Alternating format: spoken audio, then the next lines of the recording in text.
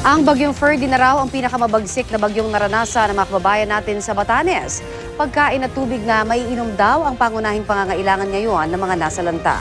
Balitang hatid ni Marisol Abduraman, exclusive. Kuha ito ni Redante Cabison nung kasagsagan ng pananalasa ng bagyong Ferdy dito sa Basco, Batanes, Martes ng gabi.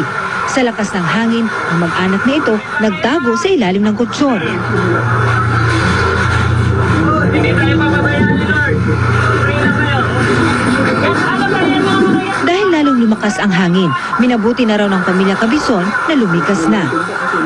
Tumalon po ako dito and then kinatok ko po yung kapitbahay. Sabi ko, pabukas naman. Nung binuksan, saglit lang kunin ko yung mga anak. Inisa-isa ko sila nilahat, family ko. Hanggang pumunta kami sa kapitbahay alas 12. Tapos yun, kinabukasan, ganito na.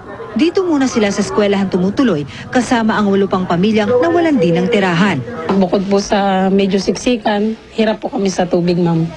Ang ali namang ito, naiyak na lang habang ikinikwento ang bagsik na bagyong Ferdy na pinakamatindi raw sa kanyang karanasan. Grabe. Kasi itong kauna-unahan na nagkaroon po ng nung lumipat kami dito sa evacuation. Sa Basco, pinadapa ng bagyo ang mga puno at pananim. Winasak din ang mga bahay. Matindi ang pinsala nito sa isla ng Itbayan na narating ng mga otoridad. Ito yung pinakamalakas na bagyong dumapong sa amin dito sa Batanes.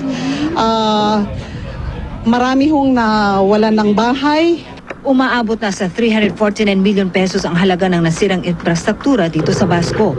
Halos 65 million naman sa bayan ng Itbayan. Noong Huwebes, isinailalim na sa state of calamity ang buong probinsya. Marisol Abduraman, GMA News.